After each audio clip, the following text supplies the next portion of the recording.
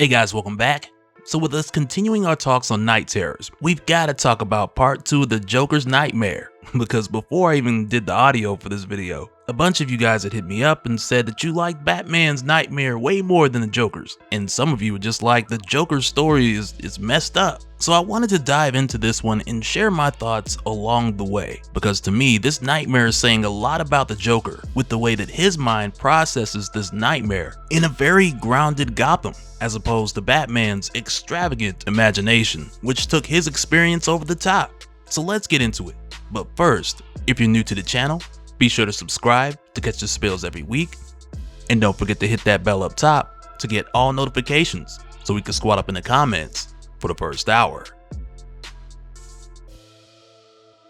Alright, so when we jump back into the Joker's Nightmare, this begins in a way that's very reminiscent of the Batman animated series intro, as we're shown Gotham Credit Union, much like the bank from the cartoon, seconds before it's blown up, and we see a number of shadowy figures running around just before they're stopped in their tracks by the Batman. But before we go any further, we've got to talk about how this Batman was created by the Joker's mind processing the loss of Batman. Because in the previous issue, the Joker saw Batman die. He took the body, threw it in the closet, only to then hear rumors about Batman returning and saving people in Gotham, which at first had the Joker thinking that this was some fake because he knew where the real Batman's body was, and still is. But for the Joker, with him being unaware that this is a nightmare, he doesn't notice that his mind has created another Batman to take the place of the one that he lost. And there's a moment that we're getting to which reveals how that came about. But for now, just know that this new Batman, he's fixing Gotham the way that the Joker would if he were to step in the role and cure the disease that's plaguing this city. Because first of all, when this Batman shows up, he tells these bank robbers that he's actually here for a small loan because batarangs cost the arm and the leg. So of course, with the Joker's humor, he throws batarangs, hitting one in the arm and the other in the leg, only for him to next swing down and kick one of these guys into the fire, burning him alive. And when one of them says that he doesn't believe his eyes because he was told that the Batman was dead, this Batman hip shots 2 batarangs into his eyes, only to then say, "What eyes?" as he goes on to laugh hysterically. And just after this, we then go back to the Joker, who wakes up, though still in his dreamscape, in a bed next to his wife, Lena, who believes that he had just had a bad dream. But we go on to see in this world, the Joker, he has a wife, he has a kid, and to me, once again, it's almost like his mind is building this life for him, where again, it's giving back to him what he'd lost. Where in this case, with us seeing the Joker have a family, it's kind of hard not to compare it to his actual family that was revealed in 3 Jokers, when Bruce told Alfred that he knew the Joker's real name 1 week after they first met. And as it turned out, the Joker's wife, Jeannie, faked her death and moved to Alaska with the Joker's unborn son, which is a secret that Bruce kept because he didn't want anyone coming after them, knowing that this was the Joker's family, and Bruce didn't want the Joker finding them either. But this also leans into a theory that I've wrestled with since then, because at the time this never told us the Joker's side, whether or not he actually knew or later on gained the suspicion of his wife and that unborn son still being alive. Which again, who knows where the Joker's mind is pulling this from, but that free punchline t-shirt the kid's wearing is just sending me. But after this, we go back to Wayne Enterprises, where like we'd seen, the Joker, he's climbing the corporate ladder, but at this point he's doing an interview for Mr. Freeze, who wants to work for Wayne Enterprises, where their new slogan is "We work while the world sleeps," which is definitely a part that Insomnia threw in. But during this interview with Mr. Freeze wearing his suit, and the Joker asks him about his strength and his weaknesses, you know, typical interview questions. And for Freeze, when it comes to weaknesses, he of course says warmth, and for his strengths, Freeze says that he's cut himself off from compassion, empathy, and other emotions that have made the world grow weak. Which for the Joker, hearing this has him thinking that, wow, this guy's a perfect candidate for the corporate structure. But after a moment of just butchering Mr. Freeze's name, with the Joker calling him Mr. Fries, because regardless of Victor's last name being spelled like fries, it's pronounced as Freeze. And for whatever reason, I can't help but to see this as one of those moments where it's like how people say you're not supposed to be able to read in your dreams because you read with one side of your brain and you dream on the other, or something like that. And it has me thinking, like, is there a bit of that mixed in with this joke? Because it'd be pretty wild if it was. But with the Joker calling Mr. Freeze Mr. Fries and not getting it right after a number of tries, the Joker eventually asks him, "Mr. Fries, why do you want to work here?"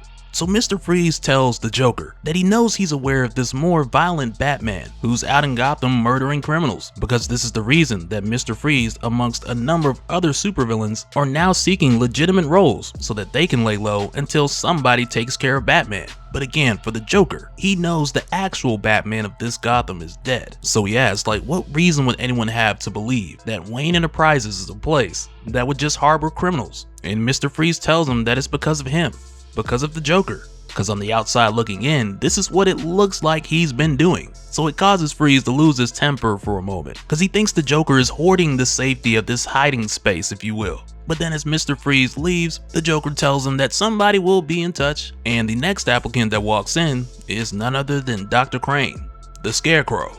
But then the next night, we see the Joker get out of his bed, and with his eyes closed, he makes his way to the wardrobe storage closet where he has Batman's body. And as he opens it up, he then says that this city is a beautiful, dead corpse. And with saying this, he puts on the costume and he becomes the new Batman.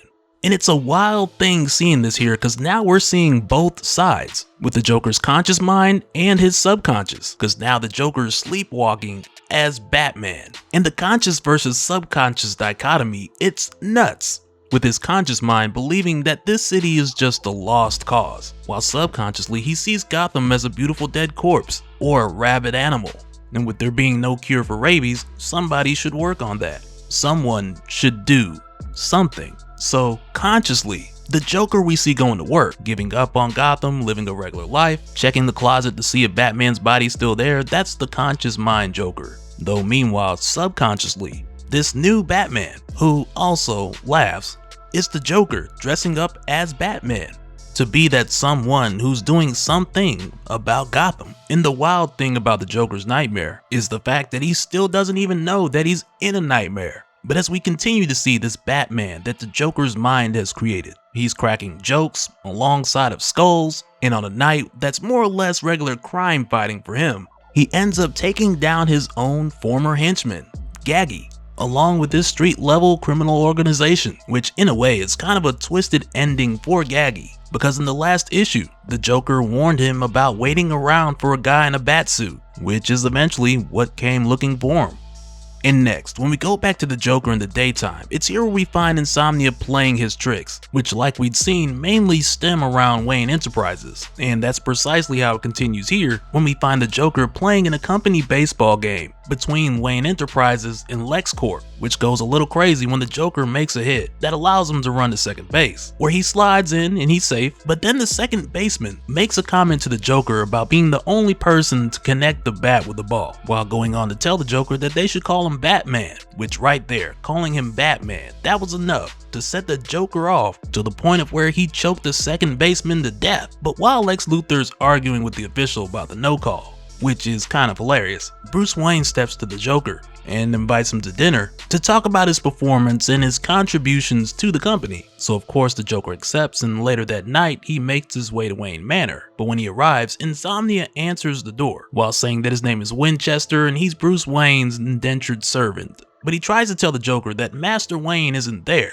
presumably so he can have time with the Joker so they can search Wayne Manor for the Nightmare Stone. But then Bruce shows up, dressed like he was expecting Barbara Gordon. And though it's not specifically spelled out here for Insomnia, we continue to get these signs of things going not quite the way that he would want them to. Because regardless of him saying Bruce wasn't there, Bruce actually is, and this dinner meeting continues. But as the Joker makes his way to the other side of this ridiculously long table at Wayne Manor, which right away just reminds me of the Tim Burton Batman table that was so long you could hardly hear the person on the other end. But with coming here, the Joker believes that this conversation's really gonna be about what happened at the baseball game. But instead, Bruce starts by telling the Joker that he's not his regular self, and he's gotta get back to that, because a man without a sense of humor is like Gotham without a Batman. So the Joker starts yawning and he's like, oh, well, I heard Batman died. But it's funny how people say that they keep seeing him. And Bruce Wayne goes on to say that he feels like if Batman died, somebody would just have to recreate him or replace him, make an imposter to keep the people happy. And he tells the Joker, you're obsessed with him, so you're broken now. But this imposter is awakening something in you, to where then Bruce is like, he's just kidding. And right after this, the Joker finds himself with this blank stare in the middle of his presentation back at Wayne Enterprises. almost as if the time in between had just gotten away from him. And while he's giving this presentation to the group that's mostly filled with villains who he'd taken off the street, this one guy by the name of Ethan tells the Joker that he had spaced out for 2 minutes like some kind of nut job. So the Joker just kills this guy with a pencil. And right after, Mr. D tells him that he's sending home everyone early because the building's getting fumigated. But moments later, when the Joker goes home, to his surprise, he walks into the sight of his son, discovering Batman's corpse, which the Joker had been hiding this whole time. So the Joker quickly throws it back in the wardrobe closet while going off on his son, telling him that he told him before never to open his door. And when his wife walks in asking what's going on, the Joker just tells her he had a rough day at work, Bruce Wayne got in his head, and he's just taking it out on his son. So then next, the Joker leaves and he goes for a walk, while initially babbling on about how he's not crazy and how there's nothing wrong with him. But after a few occasions of him trying to explain the situation to just random strangers, none of whom think it makes any sense or even want to be bothered at the time that the Joker's trying to talk to them. But with doing this, the Joker finally figures out his plan, because what he needs to do is just prove that Batman is alive. So from here, he makes his rounds and hits the hardware store, getting all kinds of supplies. He whips up what looks to be like some lethal toxin, and he recruits a bunch of goons to lure out the Batman. But after doing all this work, the Joker finds himself a bit sleepy again, so he goes to take a nap before they begin. But while the Joker is taking his nap, his goons get started without him, and shortly after, the Batman appears. And this time when the Joker shows up as Batman, we find that he'd hired a lot of different people to chip in on this plan. But when they attack him and he starts fighting back, he sees that this mob of clowns are just sticking to him, and there's so many to the point where he can hardly move.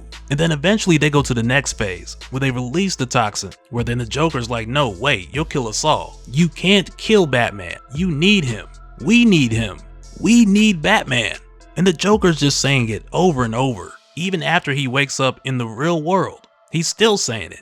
Until he's like, that was strange. And he realizes that it was all just a nightmare, as he looks around and sees a number of other villains who are also waking up from their forever sleep. But then the Joker's just kind of like, alright, y'all be quiet. I'm going back to sleep. Which, yeah, like there's so many levels to the Joker's nightmare that make it so wild and messed up, like some of y'all said. But I'll say, I definitely enjoyed this one a lot. Because the whole idea of the Joker's subconscious planting all these seeds in what for the most part look like a regular world, it's enough to give you the chills.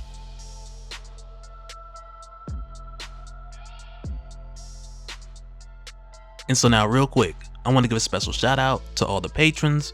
Thank you guys for all your support. And for anyone who's new here who wants more information on how to support the channel, I got a link below where you can go to patreon.com/Dopespill. But that'll do it for this one, guys. Let me know your thoughts down in the comments below, and we'll do it again on the next one. Alright, later.